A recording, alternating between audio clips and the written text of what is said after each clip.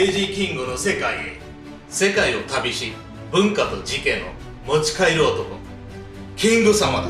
はい、皆さんこんにちは。前回の動画の最後に予告しましたよね。今回はついに行ってきました。バングラデシュの誇り高き場所、そして最もグルメな場所。その名もビクランプール。今回はバングラデシュの田舎に行って本物の田舎料理を作ってもらいました。そしてなんと食べてきましたよ。いやー、あれは本当にすごかったですね。今日は特別ゲストに来てもらいました。アジアの本格料理が大好きな栄養会です。よろしくお願いします。今日は VTR 見ながらいろいろと解説してもらいましょいやー、楽しみですね。う。では早速見てみましょう。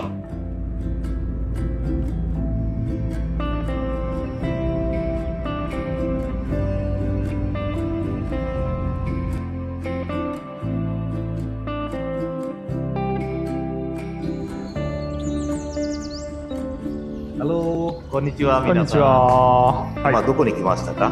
ちょっと皆さんに。ですね、今日来たのはですね、ビクランプールという町で、歴史的に古代から中世にかけてバングラデシュの政治の中心だった場所なんですね。で、日本でいうところ奈良とか京都にあたるのがこのビクランプールです。で、ここの人たちはもうバングラデシュでも最も誇り高い人々だと言われてるんですけれども、実は最もグルメな場所でもありまして、で、地域的には結構緑が広がるダッカに比べると田舎なんですけれども、ちょっと田舎の料理ということで、味わってみたいと思います。よく勉強したね。はい、すごい。はい、ありがとうございます。ではちょっとね、はい、ここに住んでいる誰かを探してて、はい、聞いてみたいと思います。はい、いきなりだとまず無理に近いので、はい、まず田舎料理どうやって料理作っているのか、はい、その味はどうなのか見てみたいじゃないですか。そうですね。じゃあ誰かいないかな。そうですね。一人いらっしゃいましたね。はい。試してみますか。そうですね。アッサラムアライクム。আমরা এখানে একটু খাবার দেশীয় খাবার কিভাবে তৈরি হয়, কিভাবে রান্না করে এটা আমরা একটু দেখতে যাচ্ছি, খেতে চাচ্ছি। এটা কি পসিবল? একটু আমি জেনে আসতেছি। কি মানে? はい。ちょっとね、なんか料理とか見てみたいので、作ってるところを大丈夫かどうか。来た。いらっしゃいましたね。どうですか？行けたじゃん。いやー、嬉しいですね。行きましょうか。はい、行きましょう。はい、ありがとうございます。さあ始まりました。クレイジーキングの本気クッキングで、初めには玉ねぎとニンニクのすり方。石臼で丁寧にすりつぶした玉ねぎとニンニクから本物の味が生まれ、その瞬間カレーは格別の美味しさになる。今日の主役はかまど、そして焚き木の炎。ガスじゃない、電気じゃない、自然の火力で勝負だ。使うのが現地で仕入れた超新鮮な牛肉、朝さばかれたばかりで極上ビーフ、そして近くの畑から直接調達した取れたての玉ねぎ、ニンニク、スパイス、すべてオーガニック、すべてナチュラル、すべて本物。ここは自然が生きる川、バドマ川。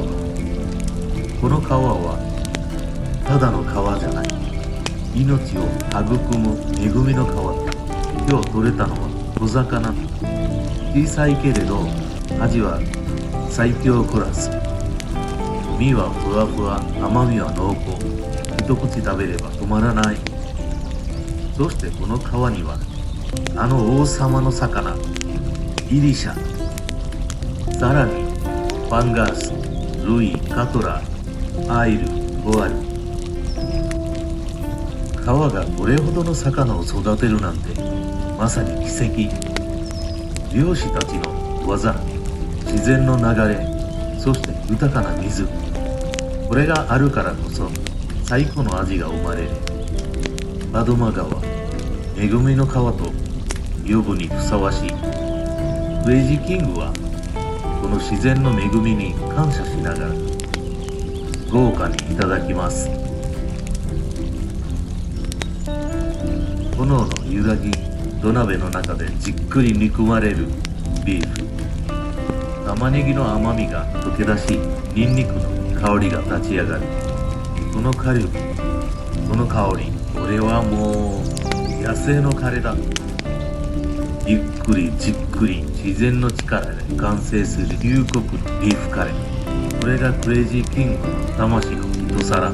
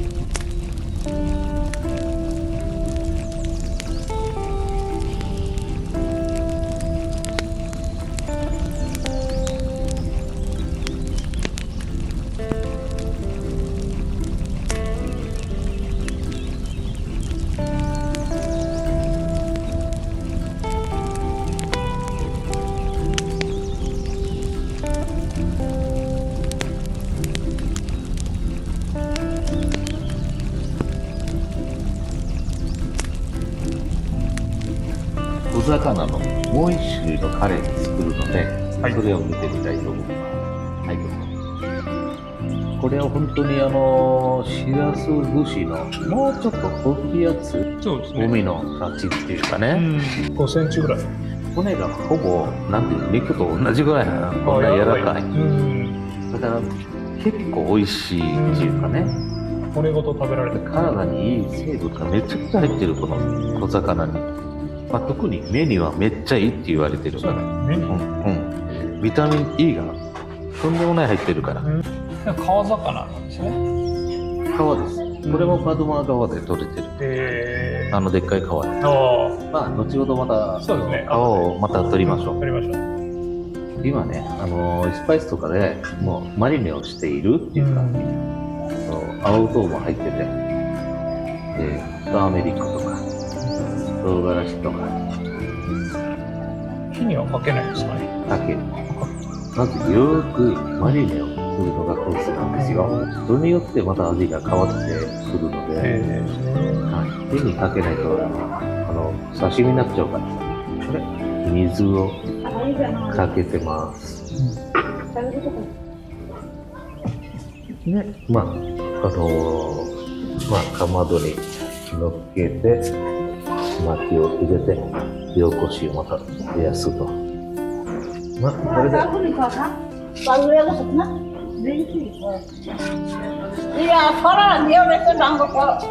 ょっと最初はちょっと煙立つけど、これは火吹きだけですね。火吹きだけ。はい。これがダブルのかまどで、これがシングルの方なんですよ。シングルの。そうそうそう。なんか可愛らしく。ダブルは埋まってるけど、シングルは。ポータブル。どこでも移動できる。そういうことですね。はい。確かに。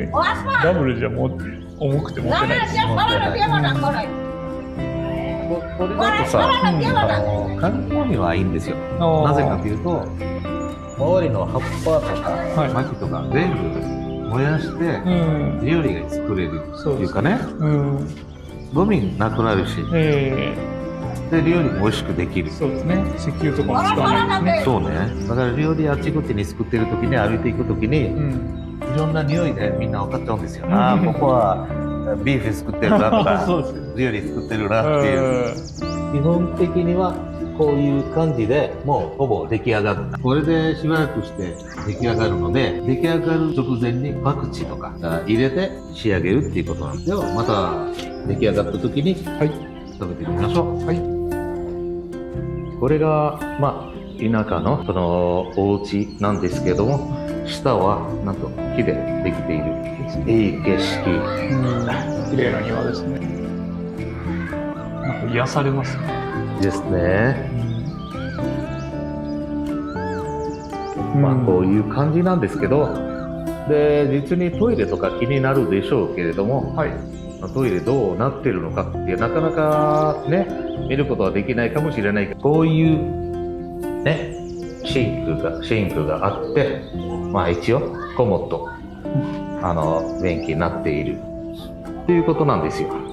すごい掃除されてて清潔な感じがしますね。で大事、どうだバングラデシュのさ、田舎、しかも普通の田舎ではない、だからキングビックロマディットっていう王様が存在してて、大昔。この地域。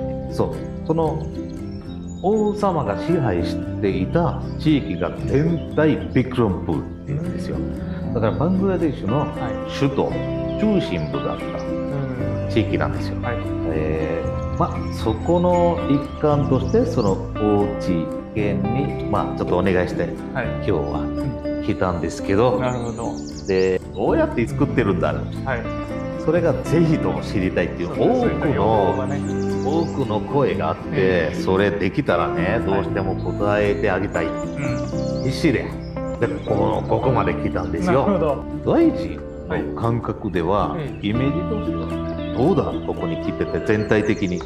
まず先ほどまでダッカで6日間過ごしてたので、そことの比較でいうとやっぱりこちらの生活って都会の生活とは全然建物も作りも全く違いますし、その生活スタイルそのものが昔からの生活を今でもかなり守ってるっていう、まず最初そんな印象がありますね。すごく庭とかも居心地の良さというのかですよね。鶏とか猫とかやっぱ動物と木と共存しながら生きているっていうのは、やっぱ癒され感が半端じゃないですよ。そうですね、すごい落ち着く感じであります。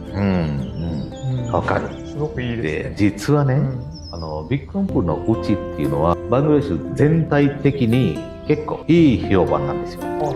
綺麗で最高、めちゃくちゃいいお家。バングラデシュの他のところにはまずない。床が木で、日本の石造りなんですよ。そうですね。だから地面からちょっとこれぐらい高さで、その後床って感じ。これ2階建てもあるんですよ。3階建ても。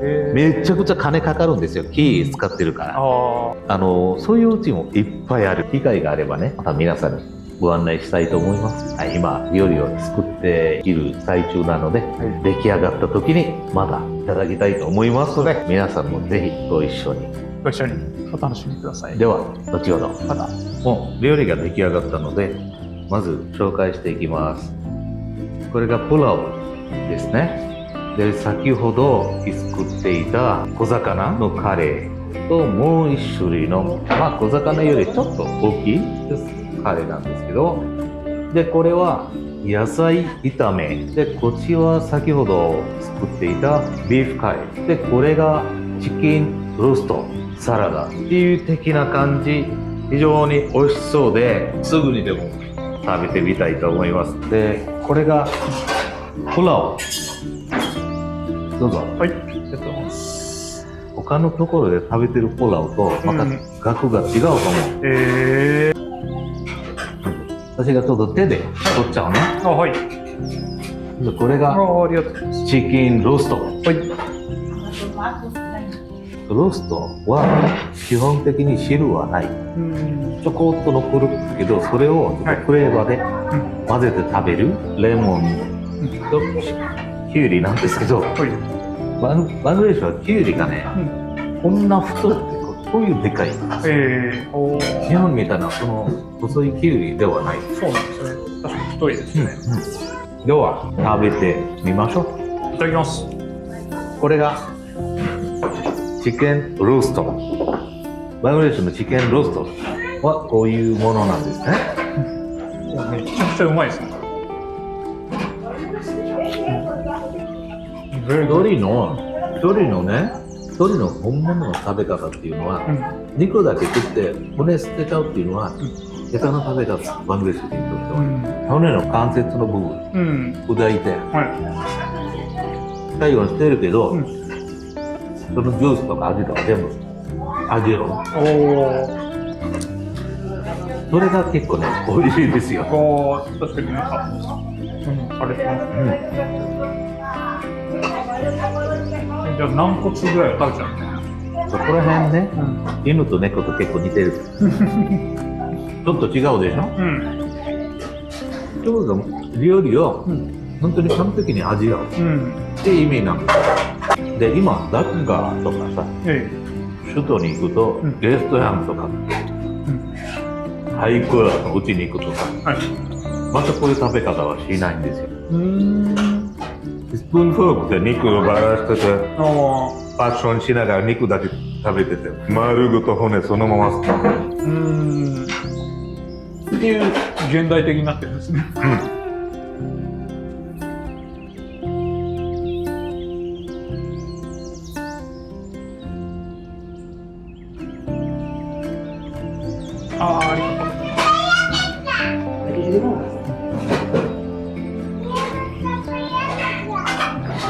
これビーフなんですね。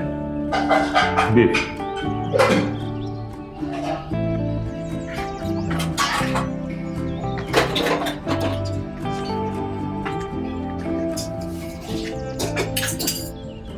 もう大事のはもしかしたら、もうバングラデシュの料理のマナーとかいろいろの達人になってしまうかもしれないな。日本人の中では相当レベルになりそう。で今の時点では、かなり高い方ですよ。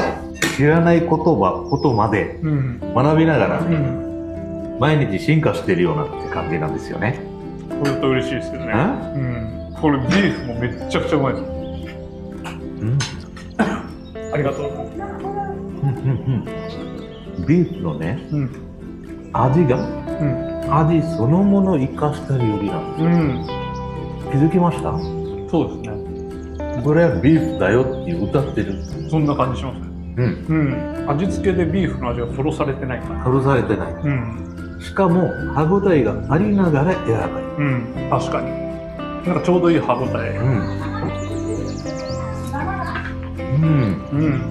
最高ですわ。これはめったに食べれない、体験できない貴重な時間だと思いますよ。本当ですね。都会の方が美味しいもの食べれるんじゃないかって思うかもしれないけど、間違いです。間違い。田舎の真似しながら、今の料理に進化していってる、都会の、それだけの話なんですよ。食材が新鮮ですもんね。これがポラオ、で、今度、魚と野菜、本当の食べ方で食べてみてください。わかりました。これ食べ終わったら言って。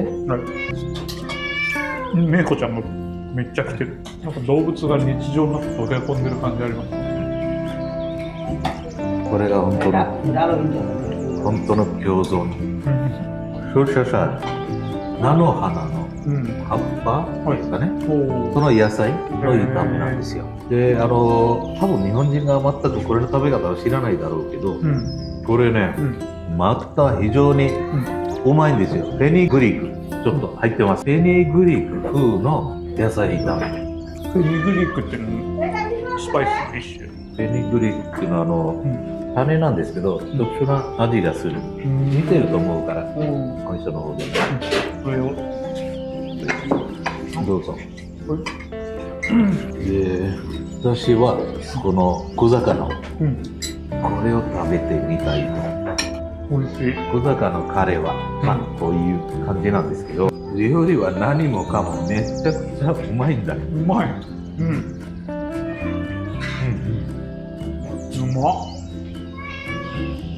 猫が魚が食べたいです。ダルカレー。どうぞ。日本に来る前に言ったでしょ。1年間食べなくてもいいぐらいの食べ物を食べられるよ。いや、本当そうですね。そうでしょ、てかでもね、ここに3週間いたら、もう毎日食べたくなっちゃうかもしれない。で、ダールなんですけど、日本のラーメンと似たような食べ方みんなする。汁が残ってるじゃん。それで、こうやって飲む。ごちそうさまでした。最高。最高に美味しい料理をいただきました。感謝ですね、皆さんに。ね。いやー、毎日こんな美味しい料理ばっか食べていいのかなっていうか、もうありがとうございますって感じ。あ、どうぞゆっくり。大将手洗っちゃうよ。ちょっと、本日ごちそうになったお家のですね、庭がすごく綺麗で、心癒されるので、ちょっと皆さんにも見ていただきたいと思います。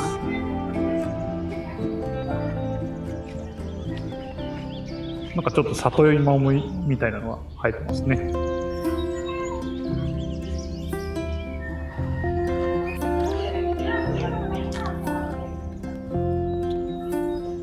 で、鶏が放し飼いされてますね。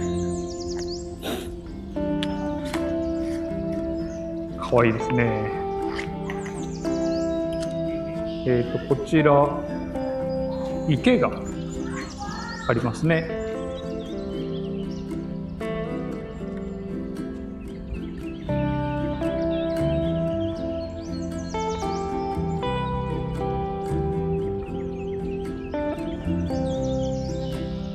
美味しいご飯いただいて、なんとその美味しい魚がどこから取れてるのか、その川、小妻川、歴史にある名前の川なんですよ。昔ね、反対側が見えてなかった。まるで海だったんですよ。今も真ん中にね、なんか反対側見えるんだけど、それは実際は島なんですよ。で、この川から魚が取れたの、その川を皆さんに見せたいと思いましてやってきました。どうぞ。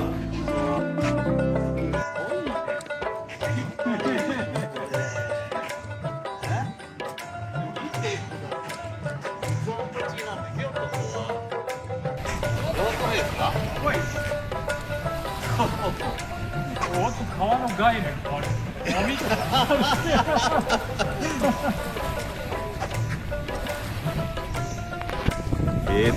皆さん見てくださいよ。古い線が見えるのはそれ島であって、ここは真ん中見えると反対側が見えない、それぐらいの広い川ですね。でこれ小さな島みたいになってて、なんとかなんて言うんだろう、これリゾート地なんですよ、どっちかというと。なのでこんな広い川で水もきれいだし波もあるんですよね。波ですよ、川の。この川から取れる魚がギリシャフィッシュだからそこまで美味しい。アイリフィッシュ、ゴアルフィッシュと先ほど紹介しましたお魚とか、そういうのは全てこの川から取れてるんですよ。恵みの川なんですよ、これは。だから私が見てね、これにもう水浴びをしたいっていう気持ちがね、抑えられないっていう気持ちなんですけど、昼間に来ればなんとかなるんですけど、今ちょっと肌寒いなのでさすがにちょっと難しいな。そうですね。これ泳いでもいいんですか？いや全然綺麗、すっごく綺麗、海と一緒なんで。もちろんみんなここ泳いでますよ。みんな泳いでますよ。こういうボートに乗っていろいろこの島に行ったりで、結構ね遊びに来る人々がかなり多い。川見ないとなんかね、やっぱ損しちゃうような気分ですよ。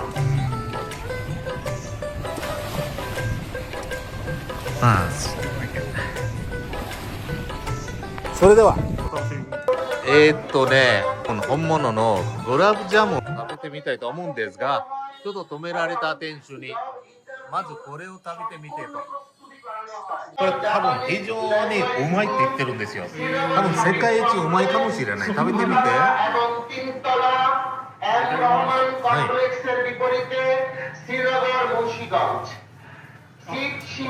うまいか？あ、これ見てください。おお、これなんとなんかチーズと牛乳だけで作られてるっていうものなんです。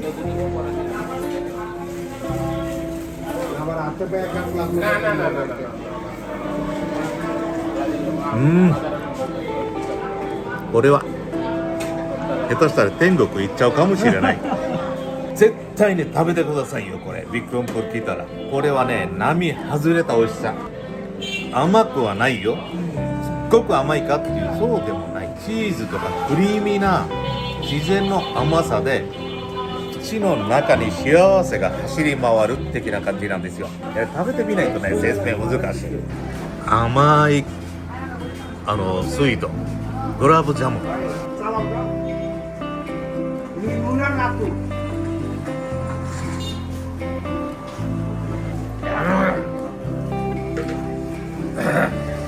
種しむどころか拷問です。まさに世界一甘いって言われてるところがあるんですよ。実際の本物の、本格グラブジャムを食べて私が季節すると思ったんですけど、この人のリアクションを見てみましょう。本地のリアクション。はい。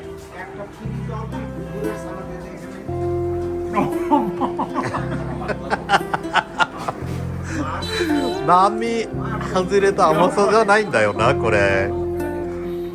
さっきこれも食べたんだけど、いやこれ白かと思ったんだけど甘さで。異次元の甘さ。それがグラブジャム。いやマジこれやばいですね。意外と食べた後気持ち悪くなんないですよね。サナって言うんですけど、試作みたいなので食べてみてって。こういうものなんですけど、はい、食べてみようと思います。はい。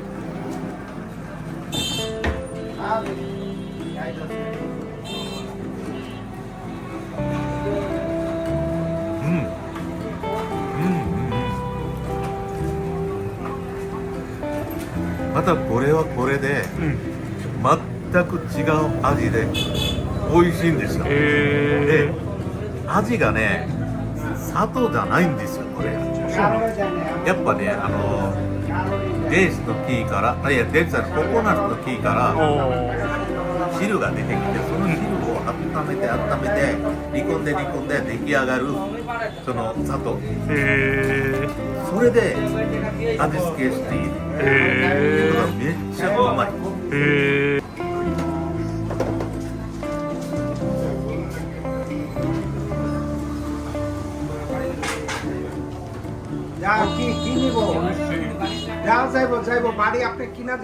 モンブランみたいな味します。モンブランみたいな、そうだから何かに似てるなと思ったんだけど、ちょっと思いつかなかった。すごいなんか上品なんです。モンブラン。モンブラン。ココナッツからできるんですね。そう、ココナッツの木から。いや、ココナッツじゃない。俺すごい間違った情報を教えてるみんなに。ごめんなさい。レースの木から。はい。レースの木から出てくる樹液。その樹液一滴一滴出てきて、それ溜まるんですよ。なんか器に。で、それを火で煮込むんですよ。ずっと煮込んで濃くなっていく。で、それまたさらに濃くして固まったらきび砂糖。きびじゃないんです。きびって違う意味なんで、きび砂糖だね。これ何砂糖って言うんだろうね。ナツメヤシですね。そう、ナツメヤシか。なんかから作られて名前がありそうですけど。多分あると思うので、ちょっと探してみましょうね、名前が。なんか説明しにくいから、毎度毎度全体の説明しなきゃあかんから。あと、もしくは毎回説明する前に、デースの木の前に立ってて説明した方がいいかもしれない。あと、小さなデースの木持ち歩くことです。いやー、懐かしいですね。本当にあの時はお腹いっぱい食べましたね。しかも全部かまどと薪を使った料理なんですよ。しかもあのパドマ川で採れた魚料理を作ってましたね。そうそう、パドマは恵みの川だから魚美味しいんだよね。カレー妖怪さんはどうでしたか？どれもすごく美味しそうでしたね。料理だけではなくてかまどの様子とか食べ方とかそういったことも伝わってきたのがすごく良かったです。ビクラムプールは家庭の味でもすごくスパイスが濃いというようなことを聞いたことがあります。確かにすごく素朴だけど味が濃かった。とにかくスパイスの使い方がうまい。素材の味をそのまま活かしてスパイスを使ってるんですよ。私が一番感動したのが小魚とギリシャフィッシュのカレーですよ。あれは本当に美味しかった。しかもあの魚、あ、そうそう、あれはバングラデシュの有名な魚ですよね。そうですよ。バングラデシュの国魚とも言われておりまして、すごく人気のある魚です。日本の田舎料理と似てる感じもありましたね。今回バングラデシュのビクラムプールの田舎料理を紹介しました。本当に素晴らしい文化です。貴重な体験でした。バングラデシュの料理、魚とかボッタとかカレーとか本当にいろいろな料理があって、一回食べたらもう本当に頭から離れないんで、ぜひ皆さんにも興味を持っていただいて、食べてもらえたら嬉しいなって思います。それではまた次回のエピソードはこれだ。なんと至難の技なんだよね。丁寧にもいて。では乗って。私いいですか？いられなかった今回バングラデシュで食文化に限らずさまざまな文化をいろいろとたくさん取ってきましたので、今回のバングラデシュの文化だったんですけれども、これからも日本の中の裏表の知られざる文化とかそういうのはどんどん取っていくので、ぜひ見てくださいね。めちゃくちゃ面白いと思うんで、皆さんに楽しんでいただけたらと思います。なので、チャンネル登録といいねボタンをよろしくお願いします。お願いします。それではそれではクレイジーキングの世界へようこそ